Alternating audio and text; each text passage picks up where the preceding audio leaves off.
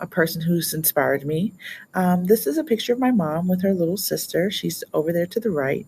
Now, I look exactly like her, and both of us have a love for arts and crafts. When I was growing up, my mom would teach us all about the things that she enjoyed as a child. One of those would be crocheting. We used to crochet all the time. One of my favorite memories of my mom is like teaching us how to hand crochet, giving us our own hooks, and making sweaters for us and all of our dolls. It was really, really fun. Another thing that we loved to do together was to do paper mache. So my mom would let us rip up scraps of paper that we drew on or newspaper. She would let us, mix the flour and the water to make our like loose glue. And we would get all types of messy. She loved just letting us be creative, blow up our balloons, put on the paper and the flour and the water, and really just let us be as creative as we wanted to be. That's kind of led me to a passion of mine, which would be crafting with my kids. I have a 4 and a 1-year-old, and I love hopping on these blogs and vlogs and looking at the different types of crafts I can do with them. So this is an example of one of them I would go to.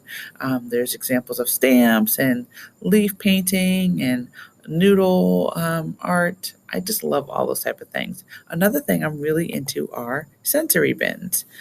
So my daughter has kind of graduated to the sensory bins that you see over here to the top left, but my son, who is younger, is relegated to his Rice Krispie tote with a couple little toys to kind of keep him safe. But the idea of a sensory bin is to get your children feeling and touching different textures and teaching them their fine and gross motor skills with pincer grab and using different types of things like cups and bowls.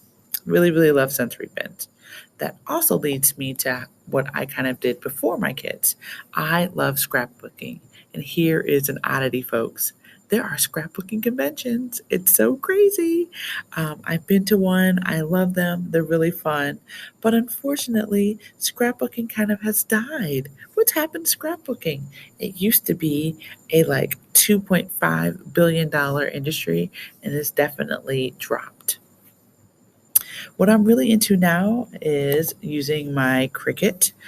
Crickets have been around for many, many, many moons, but the new Cricut machines are just amazing. I'm really into the vinyl and iron on things that I can do with my Cricut. Now, something I need to tell you, a surprise. Although I love crafting, I just cannot finish a project to save my life. Hopefully, this article will help me.